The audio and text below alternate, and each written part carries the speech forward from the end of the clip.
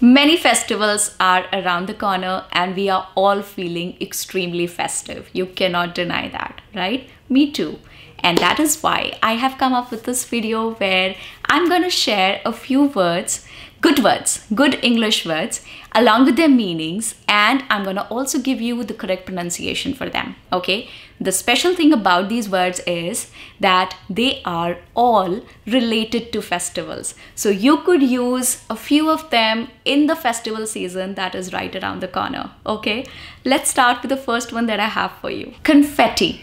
Confetti are those small pieces of paper, okay? Colorful papers, metallic things, little, very small pieces which are thrown in a party. It can be a wedding party, parade, okay? By looking at the picture, you'll be able to understand what I'm talking about. So this is called confetti. Let's move on to the next one. Streamers. Streamers are those long pieces of paper which are colored and which are used for decoration in the houses, in the marriage halls, in the parties, wherever you are celebrating something. So those are called streamers. They are available in different colors. Looking at the picture, I'm sure you know what streamers are. Let's move to the next one.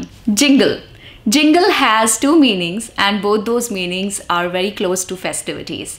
First meaning is the small ringing sound of bells, okay? So dun dun dun dun, that is a jingle, okay? That sound is called jingle, okay? So you can imagine a few bells ringing in your ears right now, yeah? That is jingle. And then another meaning of jingle is a small tune or a small song, a few lines or so, okay? And they are generally sang, okay? So it's a small little song that you may sing, like jingle bells, jingle all the way, something like that.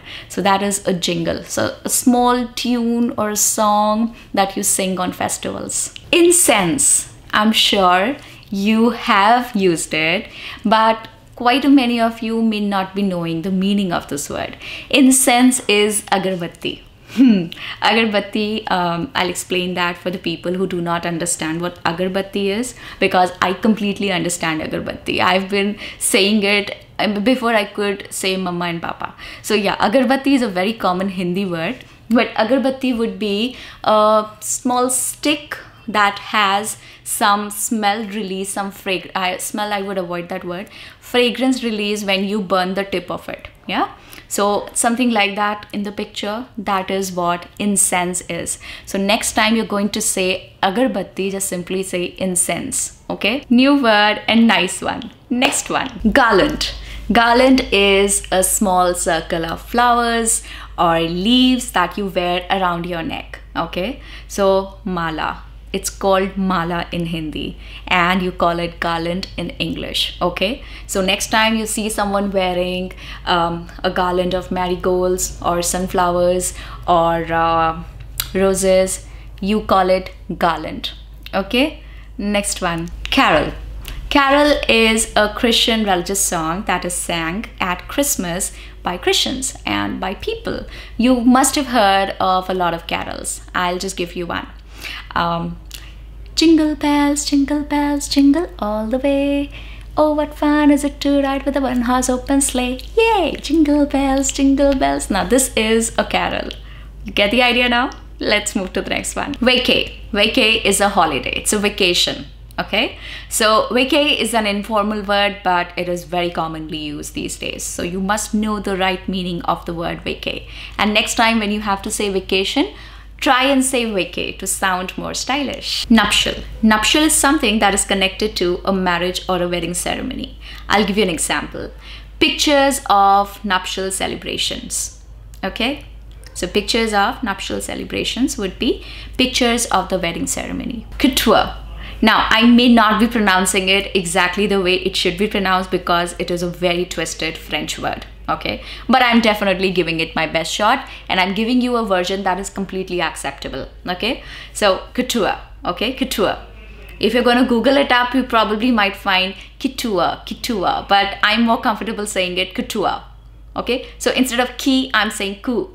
I guess that is okay. Couture is something, it's a design Okay, it's a design of fashionable clothes according to your specific requirements and measurements. Okay, so if I walk into a very highly priced store and I ask them to create something for me, a design of a kurta or maybe a gown, and they take all my measurements and they design the cloth absolutely according to my specifications, taking my body type into consideration, something that can only be worn by me once it is created, that would be called couture. Okay, couture.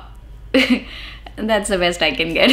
Alright guys, so this was a list of 9 items for you which I found are very close to festivities and I'm sure can benefit you in this festival time. Okay, so enjoy your festivals and I will try and create something on similar lines. If you like this one, do let me know in the comments so that I am motivated to create more of this stuff for you. You know I love creating these videos, especially when I'm guiding you on different words, because I also get to learn a lot while creating these videos for you. Okay, I'll see you again. You take care of yourself. Bye.